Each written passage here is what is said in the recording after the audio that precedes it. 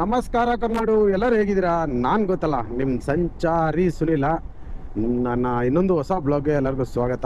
ನಾನು ಅವಾಗಲೇ ನಾನು ಕಳೆದ ವಿಡಿಯೋದಲ್ಲಿ ಹೇಳಿದಾಗೆ ಒಳ್ಳೆ ಎಂಜಾಯ್ ಮಾಡ್ಕೊಂಡು ಬಂದ್ವಿ. ನನಗಂತೂ ಬಂದಿದ್ದ ದಾರಿ ಸಖತ್ ಇಷ್ಟ ಆಯಿತು. ಯಾಕಂದರೆ ನಾನು ಕಳಸ ರೂಟಲ್ಲಿ ಬಂದನಲ್ಲ, ಕಳಸದಿಂದ ಈ ಕೊಟ್ಟಿಗೆರ ಮೂಡಿಗೆರೆ ಬರೋ ದಾರಿ ಮಾತ್ರ ನೆಕ್ಸ್ಟ್ ಲೆವೆಲ್. ಒಳ್ಳೆ ಎಂಜಾಯ್ ಮಾಡ್ಬೋದ್ರಿ ರೋಡು. ಯಾಕಂದರೆ ಪ್ರತಿ ಸಾರಿ ನಾವೆಲ್ಲ ಹೋಗ್ಬೇಕಾದ್ರೆ ಶಿರಾಡಿ ತುಂಬ ಕಮ್ಮಿ, ನಮ್ಮ ಬೈಕರ್ಗಳು ಶಿರಾಡಿನ ತುಂಬ ಕಮ್ಮಿ ಯೂಸ್ ಮಾಡ್ತಾರೆ. ಬಟ್ ತುಂಬ ಜನ ಯೂಸ್ ಮಾಡುವಂಥ ದಾರಿ ಅಂದರೆ ಫಸ್ಟು ಬಿಸಿಲು ಯೂಸ್ ಮಾಡ್ತೀವಿ ಬೈಕರ್ ಆಗಿದ್ರೆ. ಸೆಕೆಂಡ್ ಬಂದು ನಮ್ಮ ಚಾರ್ಮಡಿ ಘಾಟಿ ಯೂಸ್ ಮಾಡ್ತೀವಿ. ಯಾಕಂದರೆ ನೆಕ್ಸ್ಟ್ ಲೆವೆಲ್ ಸ್ವರ್ಗ. ಎರಡು ರೋಡು ಅಷ್ಟೇ, ಒಂದು ನೇಚರ್ನ ಎಂಜಾಯ್ ಮಾಡೋರಿಗೆ ಒಂದು ಒಳ್ಳೆ ದಾರಿ ಸಖತ್ತಾಗಿರುತ್ತೆ. ಬಟ್ ನಾವಿವತ್ತು ಸ್ವಲ್ಪ ಹೋಮ್ ಸ್ಟೇ ಹೋಗಿ ಉಳ್ಕೊಂಡಿದ್ವಲ್ಲ, ಅಲ್ಲಿಂದ ಚಾರ್ಮಡಿ ಮೇಲೆ ವಾಪಸ್ ಬರ್ಬೋದಿತ್ತು. ಬಟ್ ಡಿಫ್ರೆಂಟ್ ಆಗಿರಲಿ ಅಂತಂದ್ಬಿಟ್ಟು ಕಳಸ ಕಡೆಯಿಂದನೂ ಬಂದಿದ್ದೆ. ಕಳಸ ದಾರಿ ಕೂಡ ಸಖತ್ತಾಗಿರುತ್ತೆ. ನಾನು ಆಲ್ರೆಡಿ ತುಂಬ ಸಾರಿ ಓಡಾಡಿದ್ದೀನಿ. ನನಗಂತೂ ಈ ಕಡೆ ರೋಡ್ ಯಾವುದು ಹೊಸ್ದು ಅನ್ಸೋದೇ ಇಲ್ಲ. ಯಾಕಂದರೆ ತುಂಬ ಅಂದರೆ ತುಂಬ ಇಷ್ಟಪಡುವಂಥ ಜಾಗಗಳು ಈ ಕಡೆ ಮಲೆನಾಡು, ನಮ್ಮ ದಕ್ಷಿಣ ಕನ್ನಡ ಈ ಕಡೆದೆಲ್ಲ. ಬಟ್ ಓಕೆ, ಅದ್ದೂರಿಯಾಗಿತ್ತು ಕಳಸ ರೂಟು. ಈಗ ಟಾಂಬರ್ ಎಲ್ಲ ಸ್ವಲ್ಪ ಚೆನ್ನಾಗಿ ಮಾಡಿದ್ದಾರೆ, ಕೆಲವು ಕಡೆ ಚೆನ್ನಾಗಿಲ್ಲ, ಕೆಲವು ಕಡೆ ಸಖತ್ತಾಗಿದೆ. ಬಟ್ ನಿಜವಾಗ್ಲೂ ಈಗ ಕ್ಲೈಮೇಟ್ ಇದೆಯಲ್ಲ, ನೆಕ್ಸ್ಟ್ ಲೆವೆಲ್ ಕ್ಲೈಮೇಟು ಸಖತ್ತಾಗಿದೆ ಹೇಳ್ಕೊಬೇಕು ಅಂದರೆ. ಅದರಿಂದ ಸ್ವಲ್ಪ ಏನು ಬೆಜ್ಜಾನೇ ಇಷ್ಟ ಆಯಿತು ನನಗಂತೂ. ತುಂಬ ಚೆನ್ನಾಗಿತ್ತು. ಅದರಲ್ಲಿ ಮೂಡಿಗೆರೆಯಲ್ಲಿ ಒಬ್ಬರನ್ನ ಮೀಟ್ ಮಾಡಬೇಕಿತ್ತು. ಆ್ಯಕ್ಚುಲಿ ಅವರು ಇಲ್ಲ, ಅವರು ಕೂಡ ರೈಡ್ಗೆ ಹೋಗಿದ್ದಾರೆ. ಅವರು ನಂತರದ್ದೇ ಹಿಮಾಲಯನ್ ಇಟ್ಕೊಂಡಿದ್ದಾರೆ. ಅವರು ಅದರಲ್ಲಿ ತುಂಬ ರೈಡ್ಗಳು ಮಾಡ್ತಿರ್ತಾರೆ. ಅಂದರೆ ನೆಕ್ಸ್ಟ್ ಲೆವೆಲ್ ಆಫ್ ರೋಡ್ಗಳು ಈ ಕಡೆ ಗೊತ್ತಲ್ಲ, ಇದೇ ಊರವ್ರು ಆಗ್ಬಿಟ್ರಂತೂ ಆಫ್ ರೋಡ್ಗೇನು ಕೊರತೆನೇ ಇರಲ್ಲ. ಯಾಕಂದರೆ ನಾವೆಲ್ಲ ಬೆಂಗಳೂರಿಂದ ಇಲ್ಲಿಗೆ ಬಂದು ಆಫ್ ರೋಡ್ ಮಾಡ್ತೀವಿ. ಬಟ್ ಇವ್ರು ಇಲ್ಲೇ ಒಳ್ಳೊಳ್ಳೆ ಆಫ್ ರೋಡ್ಗಳು ಇಟ್ಕೊಂಡು ಇಲ್ಲೇ ಆಫ್ ರೋಡ್ ಮಾಡೋದ್ರಲ್ಲಿ ಹೆಂಗಿರುತ್ತೆ ಹೇಳಿ. ಅಂಥದ್ರಲ್ಲಿ ಸಖತ್ತಾಗಿ ಆಫ್ ರೋಡ್ ಮಾಡ್ತಾರೆ ಅವರು ಕೂಡ, ವಿವೇಕ್ ಅಂತ. ದೆನ್ ಹೋಗೋಣ. 3 ದಿನ ಈ ಕಡೆ ತುಂಬ ಕಾಲ ಕಳೆದಿದ್ದೀವಿ, ತುಂಬ ಜೀವನನ ಎಂಜಾಯ್ ಮಾಡಿದ್ದೀವಿ. ಸೀರಿಯಸ್ಲಿ ಈ ವೆದರ್ಗೆ ನಿಜವಾಗ್ಲೂ ಹೇಳ್ತೀನಿ, ಒಂದು ಬೇರೆ ಜೀವನಕ್ಕೆ ಬಂದು ವಾಪಸ್ ಹೋಗ್ತಿದ್ದೀವಿ ಏನೋ ಅನ್ಸುತ್ತೆ. ನಿಜವಾಗ್ಲೂ ಬರಬೇಕಾದ್ರೆ ಇರುವಂಥ ಖುಷಿ ಮತ್ತೆ ರಿಟರ್ನ್ ಬೆಂಗಳೂರಿಗೆ ಹೋಗ್ಬೇಕಾದ್ರೆ ಖುಷಿನೇ ಇರಲ್ಲ ಗುರು. ನಮಗೆ ಏನು ಅಂತಾನೆ ಗೊತ್ತಿಲ್ಲ ಸೀರಿಯಸ್ಲಿ. ಬೆಂಗಳೂರು ಜೀವನದಲ್ಲಿ ಈ ಕಮಿಟ್ಮೆಂಟ್ ಅನ್ನೋ ಒಂದು ಹಗ್ಗನ ಕಟ್ಟಾಕೊಂಡ್ಬಿಟ್ಟಿರ್ತೀವಿ ಸೀರಿಯಸ್ಲಿ. ಎಲ್ಲ ಬೆಳಗ್ಗೆ ಆಯ್ತು ಅಂತಂದ್ರೆ ಮನೆ ಬಾಡಿಗೆ ಕಟ್ಟೋದು, ಹೆಂಗೆ ಹಾಲು ತರೋದು, ಪ್ರತಿಯೊಂದು ಈ ಕಮಿಟ್ಮೆಂಟ್ ಅನ್ಕೋ. ಲೋನ್ಗಳು, ಮೊಬೈಲ್ ತಗೊಂಡಿರೋ ಲೋನು, ಫ್ರಿಜ್ ಲೋನು, ಏನೇನು ತಗೊಂಡಿರ್ತೀವಿ, ಕಾರ್ EMI ಆಗ್ಬೋದು, ಪ್ರತಿಯೊಂದು ಈ ಕಮಿಟ್ಮೆಂಟ್ಸ್ ಅಂತ ಏನಿರುತ್ತೆ ಇವಕ್ಕೆ ಒಂಥರ ಕಟ್ಟಿ ಬಿದ್ದುಬಿಟ್ಟಿರ್ತೀವಿ ನಾವುಗಳು. ಆದರೂ ಸಿಕ್ಕಾಪಟ್ಟೆ ಬೆಂಗಳೂರು ಜೀವನ ನೆನೆಸ್ಕೊಂಡ್ರೆ ಇಲ್ಲಿಯರ ಜೀವನಕ್ಕೂ ತುಂಬ ಗಜಾಂತರ ವ್ಯತ್ಯಾಸ ಇದೆ. ಯಾಕಂದರೆ ನಾನೊಂದು ಇವತ್ತು ಹೋಮ್ ಸ್ಟೇಗೆ ಹೋಗಿದ್ನಲ್ಲ, ಅವ್ರಿಗೆ ಆ ಕಮಿಟ್ಮೆಂಟ್ಸ್ ಅನ್ನೋ ಒಂದು ಈ ಸಂಕೋಲನೇ ಇರಲ್ಲ. ಆ ಲೆವೆಲಲ್ಲಿ ಬದುಕ್ತಿರ್ತಾರೆ. ಯಾಕಂದರೆ ವರ್ಷಕ್ಕೊಂದ್ಸಲಿ ಅವ್ರಿಗೆಲ್ಲ ಆದಾಯ ಬರುವಂಥದ್ದು. ಈ ಕಾಫಿ ಬೀಜ, ಮೆಣಸಿನ ಬೀಜ, ಈ ಗೋಡಂಬಿ, ಬಾದಾಮಿ ಇದೆಲ್ಲ ಬೆಳೀತಾರಲ್ಲ, ಈ ಸ್ಪೈಸಸ್ಸು, ಡ್ರೈ ಫ್ರೂಟ್ಸ್ ಎಲ್ಲ ಬೆಳೆಯೋರಿಗೆ ವರ್ಷಕ್ಕೊಂದ್ಸಲಿ ಆದಾಯ ಬರುತ್ತೆ. ಯಾಕಂದರೆ ಅದೆಲ್ಲ ವರ್ಷಕ್ಕೊಂದು ಬೆಳೆ ಅಷ್ಟೇ. ಅವ್ರುಗಳು ಇದರಲ್ಲೇ ಬದುಕ್ತಿರ್ತಾರೆ. ಅವರು ಈ ಲೋನು ಇಂಥ ಒಂಥರ ಇದಕ್ಕೆ ಸಿಕ್ಕಾಕೊಂಡಿರಲ್ಲ.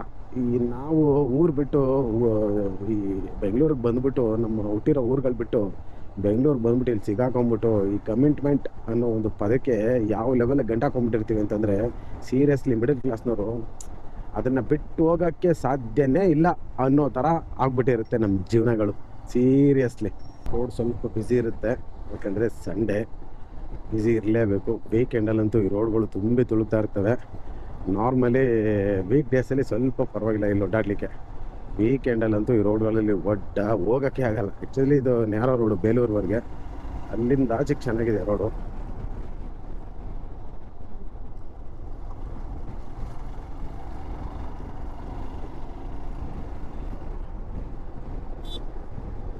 ನಿಜವಾಗ್ಲೂ ಈ ಬೆಂಗಳೂರಿಗೆ ಹೋಗ್ಬೇಕಾ ಅನ್ನೋ ಒಂದು ದೊಡ್ಡ ಪ್ರಶ್ನೆ ನಮ್ಮ ಮುಂದೆ ಬಂದ್ಬಿಟ್ಟಿದೆ. ಆದರೂ ಏನೂ ಮಾಡೋಕ್ಕಾಗಲ್ಲ, ಹೋಗಲೇಬೇಕು. ತಿಂಗಳಾಯಿತು ಅಂದರೆ ಎಲ್ಲ EMIಗಳನ್ನ ತುಂಬಲೇಬೇಕು. ಯಾಕಂದರೆ ಮಿಡಲ್ ಕ್ಲಾಸ್ನವ್ರದ್ದು ಅದೇ ಮೇನ್ ಕಾನ್ಸೆಪ್ಟು. ಏನು ಜೀವನ ಎಂಜಾಯ್ ಮಾಡಬೇಕು ಅಂತಂದ್ರೂ ಫಸ್ಟು ತಲೆಗೆ ಬರೋದೆ ಈ ಮೊಬೈಲ್ EMIಗಳು, ಮನೇಲಿ ತೊಗೊಂಡಿರೋ ಎಲೆಕ್ಟ್ರಿಕ್ ಐಟಮ್ಗಳಿಗೆ EMIಗಳು, ಮನೆ ಬಾಡಿಗೆ, ಕರೆಂಟ್ ಬಿಲ್ಲು, ರೇಷನ್ ಬಿಲ್ಲು, ಇವೆಲ್ಲ ತಲೆಗೆ ಬಂದ್ಬಿಡುತ್ತೆ ಗುರು ಈ ಮಿಡಲ್ ಕ್ಲಾಸ್ ಹುಡುಗರಿಗೆ. ನಿಜವಾಗ್ಲೂ ಅದರಲ್ಲೂ ಈ ವಯಸ್ಸಿಗೆ ಬಂದಿರೋ ಹುಡುಗರಿಗಂತೂ ಮೇನ್ ಅದೇನೆ. ತುಂಬ ಜನಕ್ಕೆ ಎಂಜಾಯ್ ಮಾಡಬೇಕು, ನಮ್ಮ ದೇಶ ಸುತ್ತಬೇಕು ಅನ್ನೋದು ತುಂಬ ಜನಕ್ಕೆ ಇಷ್ಟ ಇರುತ್ತೆ. ಬಟ್ ಈ ಕಮಿಟ್ಮೆಂಟ್ ಅನ್ನೋ ಒಂದು ಸಂಕೋಲೆಗೆ ಸಿಕ್ಕಾಕೊಂಡ್ಬಿಟ್ಟು ಪಾಪ ಅವ್ರಿಗೆ ಏನೂ ಮಾಡೋಕ್ಕಾಗ್ತಿರಲ್ಲ. ಅದ್ರಲ್ಲಿ ನಾವು ಕೂಡ ಒಬ್ಬರು. ಬಟ್ ಅವಾಗ ಸಣ್ಣ ಪುಟ್ಟದಾಗಿ ಈ ಥರ ರೈಡ್ ಮಾಡ್ಕೋತಿರ್ತೀವಿ ಅಷ್ಟೇ. ನಾವು ಏನಂತ ದೊಡ್ಡದೆಲ್ಲ ಮಾಡೋಕ್ಕಾಗಲ್ಲ. ನನ್ನ ಲೈಫಲ್ಲಿ ಅದೊಂದೇ ದೊಡ್ಡ ರೈಡು ಅಂತ ಮಾಡೋದು ಲೇ ರೈಡು. ಅದೊಂದೇ ನನ್ನ ಕನಸಾಗಿತ್ತು ಆ್ಯಕ್ಚುಲಿ, ಇಲ್ಲೇ ರೈಡ್ ಮಾಡಲೇಬೇಕು ಅನ್ನೋದು. ನಿಜವಾಗ್ಲೂ ಅದೊಂದು ಮಾಡಿಬಿಟ್ಟೆ, ತುಂಬ ಖುಷಿ ಆಯಿತು. 45 ದಿನದ್ದು 12,000 ಕಿಲೋಮೀಟ್ರು. ನಿಜವಾಗ್ಲೂ ರೀ ಇಡೀ ಇಂಡಿಯಾ ಸುತ್ತಬೇಕಾಗಿತ್ತು ಖುಷಿ. ಆ different weather, different people, different food, ಅಲ್ಲಿನ ಕಲ್ಚರ್ಗಳೇ ಆಗಿರ್ಬೋದು, ಎಲ್ಲನೂ ನೋಡ್ತಾ ಅಬ್ಬಬ್ಬಬ್ಬಬ್ಬ. ನಿಜವಾಗ್ಲೂ ನಾವು ಈ ಕರ್ನಾಟಕದಲ್ಲಿ ಸುತ್ತಾಕೊಂಡು ಏನು ಅನಿಸ್ಬಿಟ್ಟಿತ್ತು ಅಂದರೆ, ಈ ಬಾವಿ ಒಳಗಿರೋ ಕಪ್ಪೆ ಥರ ಆಗ್ಬಿಟ್ಟಿದ್ವಿ ಸೀರಿಯಸ್ಲಿ. ನಾವು ಇಂಡಿಯಾ ಎಲ್ಲ ಸುತ್ತಾಕೊಂಡ್ಮೇಲೆ ಯಾವ ರೋಡ್ ಏನು ಕಮ್ಮಿ ಇಲ್ಲ ಗುರು ನಮಗೆ ಅನ್ನೋ ಥರ ಆಗ್ಬಿಟ್ಟಿದೆ ಸೀರಿಯಸ್ಲಿ. ಇವಾಗ ಆ ಒಂದು ಇದಕ್ಕೆ ಬಂದುಬಿಟ್ಟಿದ್ದೀವಿ ನಾವು ಆಲ್ರೆಡಿ. ನೋಡೋಣ, ಬೆಂಗಳೂರಿಗೆ ಆ್ಯಕ್ಚುಲಿ ಇನ್ನೂ 5 hours ತೋರಿಸ್ತಿದೆ ಇಲ್ಲಿಂದ. ಇನ್ನೊಂದು 250 ಸಮಥಿಂಗ್ ಕಿಲೋಮೀಟರ್ದಿದೆ.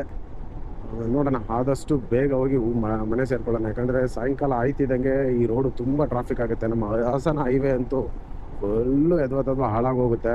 ಅಂದರೆ ಟ್ರಾಫಿಕ್ಕಿಂದ ಫುಲ್ಲು ಕಚ್ಕೊಂಡು ಕುಂತಿರ್ತಾರೆ. ಆ ಕಾರಣಕ್ಕೆ ನೋಡೋಣ, ಆದಷ್ಟು ಬೇಗ ಊರು ಸೇರ್ಕೊಂಬಿಡೋಣ ಅನ್ನೋ ಪ್ಲ್ಯಾನ್ ಇದೆ. ಕಾದು ನೋಡೋಣ ಏನಿದೆ ಅಂತ.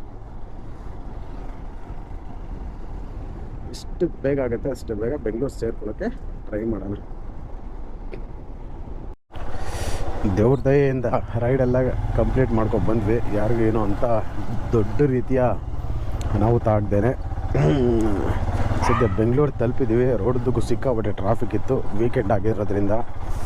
ಸದ್ಯ ಮನೆ ಹತ್ರ ಎಲ್ಲ ಸೇರಿಕೊಂಡು ಈಗ ಫಸ್ಟು ಲಗೇಜೆಲ್ಲ ಬಿಚ್ಕೊಂಡು ಸ್ವಲ್ಪ ಅಂದರೆ ಎಲ್ಲ ಒಟ್ಟಿಗೆ ಲಗೇಜ್ ಕಟ್ಕೊಂಡ್ಬಿಟ್ಟಿದ್ದೀವಿ. ಎಲ್ಲ ಸಪ್ರೇಟ್ ಮಾಡ್ಕೋಬೇಕು.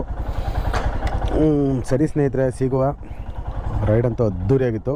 ಈ ರೈಡಲ್ಲಿ ಯಾರಿಗಾದರೂ ಏನಾದರೂ ಇನ್ಫಾರ್ಮೇಷನ್ ಬೇಕು ಅಂದರೆ ದಯವಿಟ್ಟು ನನಗೆ ಕಮೆಂಟ್ಸ್ ಹಾಕಿ, ನಾನು ತಿಳಿಸ್ಕೊಡ್ತೀನಿ. ಲೊಕೇಶನ್ ಬಗ್ಗೆ ಆಗಲಿ, ಸ್ಟೇ ಬಗ್ಗೆ ಆಗಲಿ, ಪ್ರತಿಯೊಂದು ಏನೇ ಬೇಕು ಅಂತಂದರು. ಸಿಗೋಣ ಇನ್ನೊಂದು ಹೊಸ ಬ್ಲಾಗಲ್ಲಿ. ಸರಿ ಸ್ನೇಹಿತರೆ, ಬ್ಲಾಗ್ ಮುಗಿಸೋಣ. ಜೈ ಹಿಂದ್, ಜೈ ಕರ್ನಾಟಕ.